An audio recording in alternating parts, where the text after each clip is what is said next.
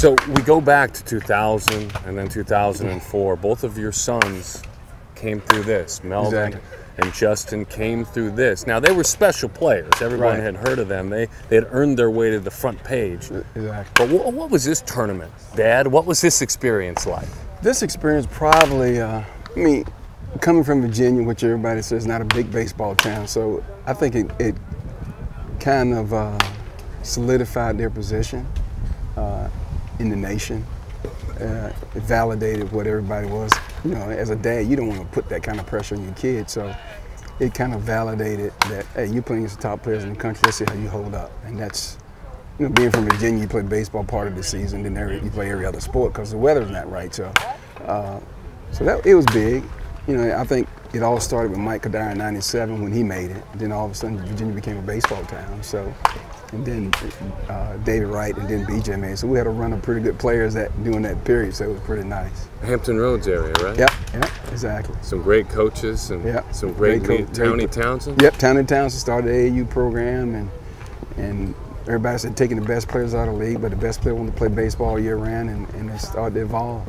So, and it's big now. Look, I know you love kids, but your kids are grown, so we know you're not here as a dad anymore, right? Yeah. So tell me about MVP, the prospects across New Jersey. We're going to go into this pretty in depth. Okay. But, why are you here with this program?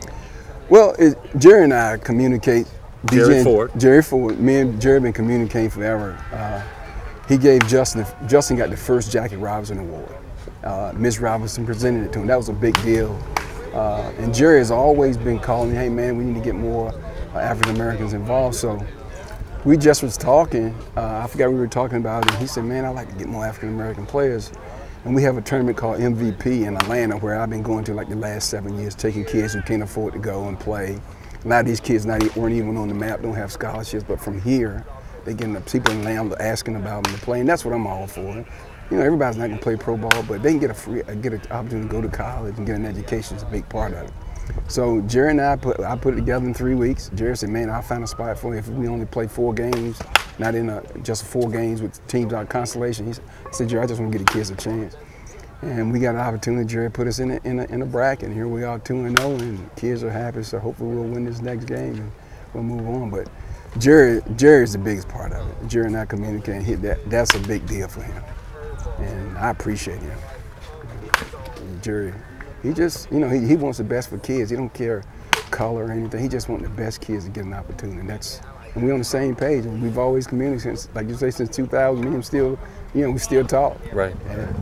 It's so interesting because the other part of it is, you know, hotel rooms, plane tickets, rental cars. Yep. No one eats more than this age, right? Exactly. I have a teenage daughter, or they're like that.